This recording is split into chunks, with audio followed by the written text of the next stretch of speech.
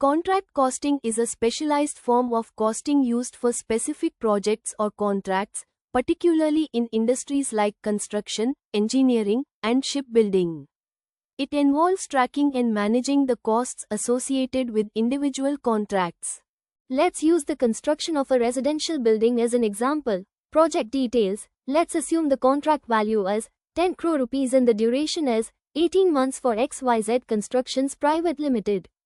And assume direct cost incurred towards materials like 1 crore rupees cement, 1.5 crore rupees steel, 50 lakh rupees bricks and sand, and direct cost incurred towards labor like 2 crore rupees skilled labor, 1 crore rupees unskilled labor, and direct cost incurred towards direct expenses like 1 crore rupees equipment hire, 50 lakh rupees transportation. Now, if we sum up direct cost like materials, labor and expenses, total direct costs is 7.5 crore rupees. On top of that, indirect costs incurred like 1 crore rupees overheads, electricity, water, and so on, 50 lakh rupees administration expenses, 1 crore rupees miscellaneous expenses.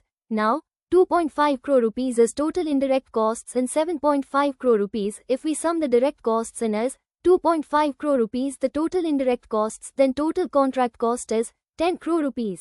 ఒప్పంద ఖర్చు అనేది నిర్దిష్ట ప్రాజెక్టులు లేదా ఒప్పందాలకు సంబంధించిన ఖర్చులను track చేయడం మరియు నిర్వహించడానికి ఉపయోగించే ప్రత్యేకమైన ఖర్చు పద్ధతి, ముఖ్యంగా నిర్మాణం, ఇంజనీరింగ్, మరియు షిప్బిల్డింగ్ వంటి పరిశ్రమలలో.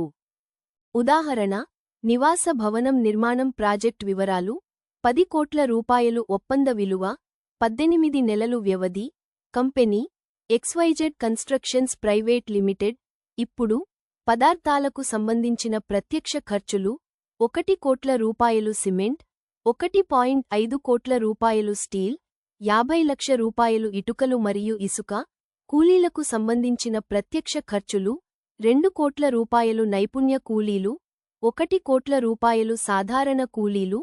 ప్రత్యక్ష ఖర్చులకు సంబంధించిన ఖర్చులు: 1 కోట్ల రూపాయలు పరికరాల అద్దె, 50 లక్ష రూపాయలు రవాణా.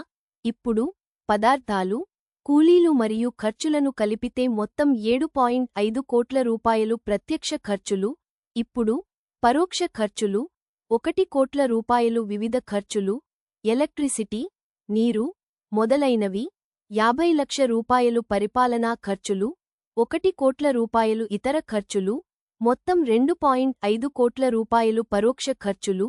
ఇప్పుడు మొత్తం ఖర్చులు: మొత్తం 7.5 కోట్ల రూపాయలు ప్రత్యక్ష ఖర్చులు, మొత్తం 2.5 కోట్ల రూపాయలు పరోక్ష ఖర్చులు, మొత్తం 10 కోట్ల రూపాయలు ఒప్పంద ఖర్చు.